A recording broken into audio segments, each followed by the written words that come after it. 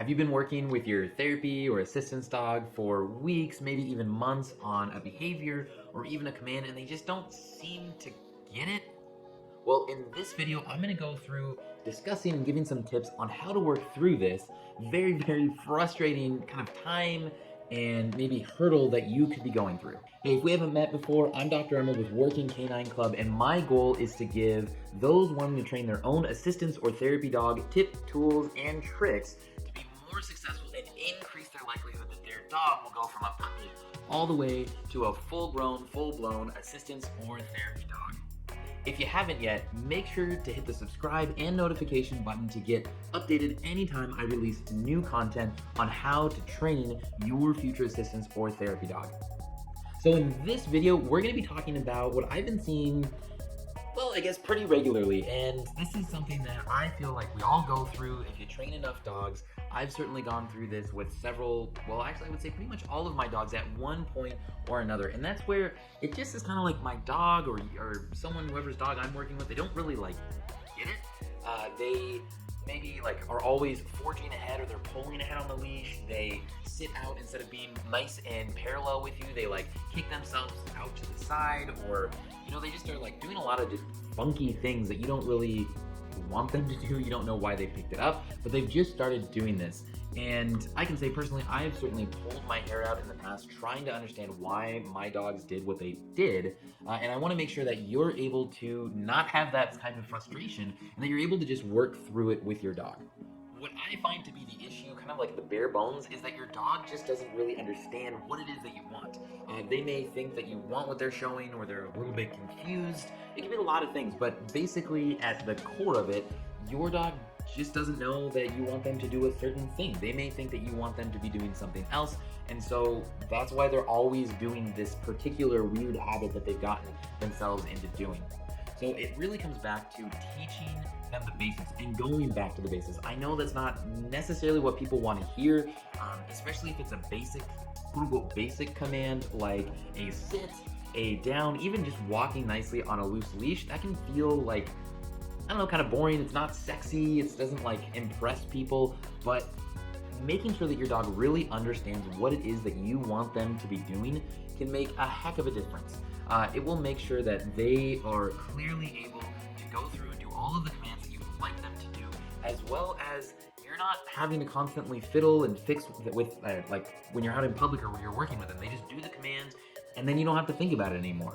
And this is really important because the more you're out in public with your dog, you kind of get into two different camps. The one is you just don't bother with it anymore because you don't know what to do. Or the second one, which tends to be what I do, is I'm constantly stressing about it. I'm constantly trying to fix it to no avail. And when I started going back to the basics right from the beginning with my dog, it made all the difference.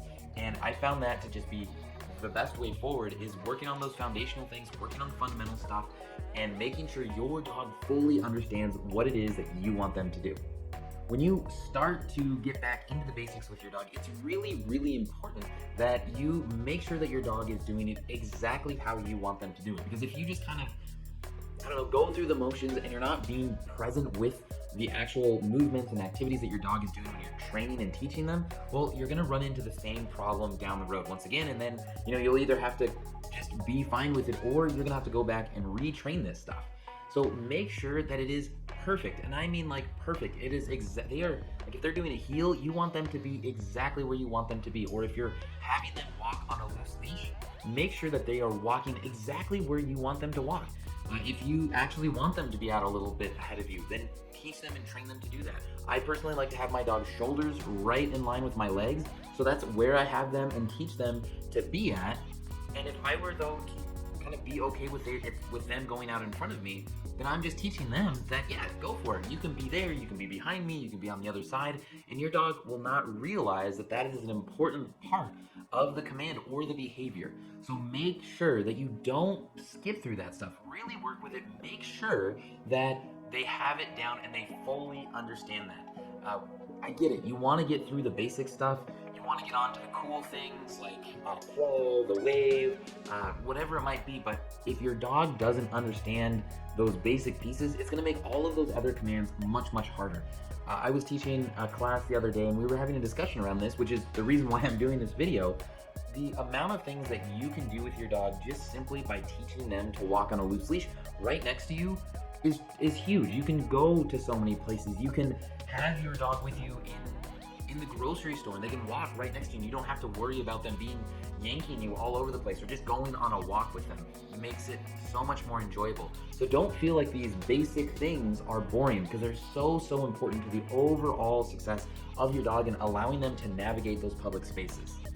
As you're working with these commands, be aware that it is better to go for a short amount of time as opposed to trying to like really just get through it and grind through it. Because what I find is you just like, let's use walking on a loose leash. If you walk maybe 2 steps, 5 steps, 10 steps, and your dog does it perfectly, that is going to teach them so much more about what it is that you want, rather than you trying to walk a block and struggle with your dog of them maybe pulling or darting all over the place.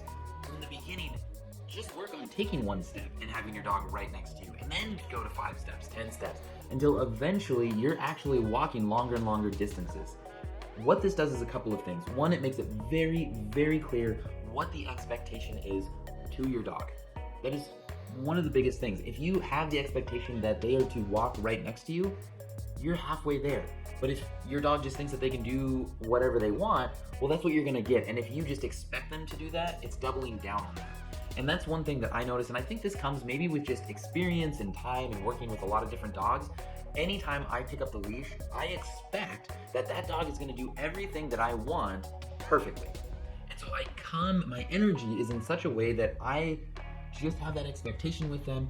Now, if they're a little puppy, my expectations are certainly a little bit different, but I still expect them to be able to be lured in such a way that they are paying attention to me, they're gonna get through the command, and I'm gonna be able to teach them that. And that mindset is so key as you're going along with the dog training, because if you're constantly thinking, oh, my dog is just gonna pull on the leash, or my dog can't do it down, well, that's what they're gonna do, because you don't believe in it, you don't believe in them, and you're not really gonna enforce or work with them to make sure that they're able to do those things. So make sure that you are picking up that leash with the expectation that your dog is gonna be able to do these things. Something that I've been noticing more and more that actually came from a conversation that I was having with some friends just about general relationships that we have with individual people, groups of people, and how we can show different faces, different personalities, depending on who we are hanging out with. Well, I think this is really a great way to look at dog training, because every relationship has a set of rules and expectations to them. So when you were walking your dog or feeding them, they're in the house, there are certain rules that you have with your dog, and they're unspoken rules, but your dog still is going to be operating by those set of rules. So don't be surprised in the beginning when you're retraining these things if there's a little bit of pushback, because your dog has been doing something for so long, and now all of a sudden you're changing it. And this goes right into the reason why I can pick up a leash of a dog that is pulling on their owner all over a grass field. I can pick up that leash and very quickly teach that dog to walk on a loose leash. Why? Well, one of the reasons is the relationship and the expectations of what is going to happen there. We don't have history, me and the dog. So when I come and grab onto that leash, we're starting fresh. As opposed to when I give that leash back to the handler, the dog usually goes right back to doing what it was that they were doing previously. And that's something that I think we need to recognize more. And don't beat yourself up if you're having these type of struggles, because they're very real.